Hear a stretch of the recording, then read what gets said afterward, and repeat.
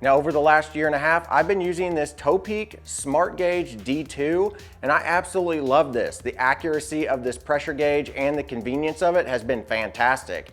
Not to mention, the price point is actually pretty reasonable, about $32 to $35, depending on whenever you buy it and where you buy it at.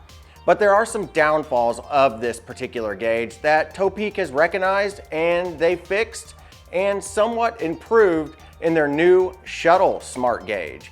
The Shuttle is brand new from Topeak, and I think that they did a lot to improve on the D2 with this Shuttle. Let's go ahead and go over the benefits that you get with the new Shuttle gauge and show you some of the cons that also come along with it.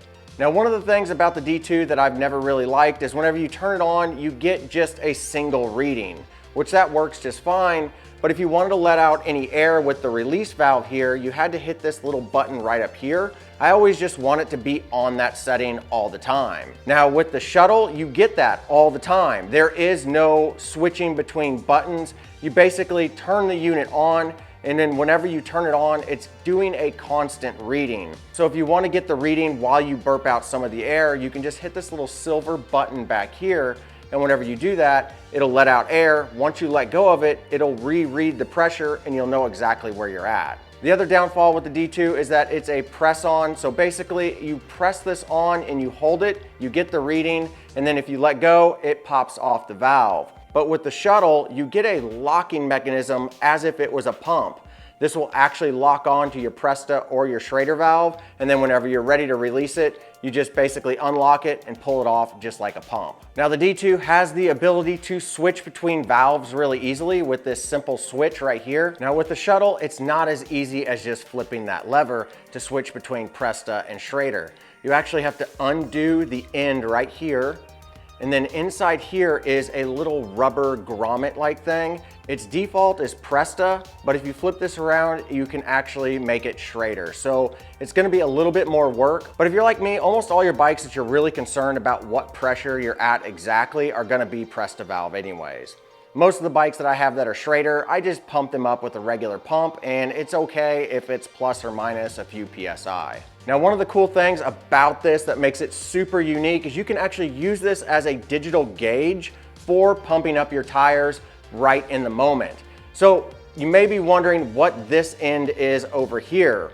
Well, this little end pops off, and right here is a Schrader valve, and essentially what you're doing is you're able to plug in your pump and actually be able to get the digital reading as you pump up your tires.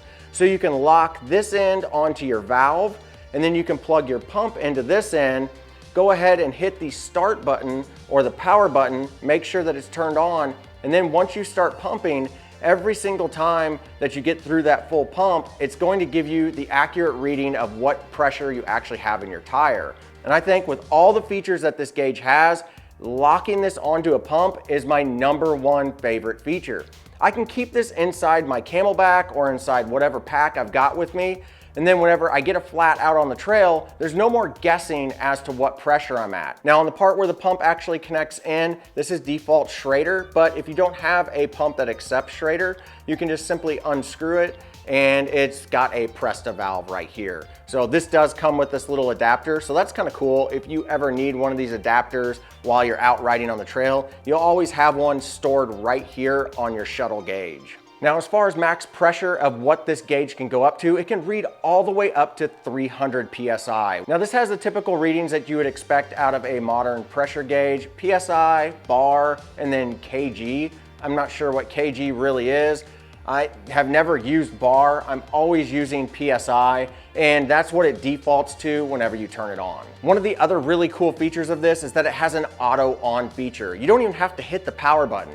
If it detects that there's actually pressure being put into the system, it'll turn itself on, and then whenever you release it and let it sit on the counter for just a little bit, it'll turn itself off after a few minutes. So there's really no need to worry about running the battery down, and there's really no need to even think about whether it's on or off. You basically just use this and then put it away, and it does the on and off for you, which is a really cool feature. And if you're like me and you're using a digital device and it runs out of batteries, it's super frustrating. So having that automatic on and automatic off feature is a huge selling point for me. Now, the last downfall of this gauge is going to be the price. This one's expensive. It runs about $50. You can get the D2, like I said, around $32 to $35 typically on Amazon.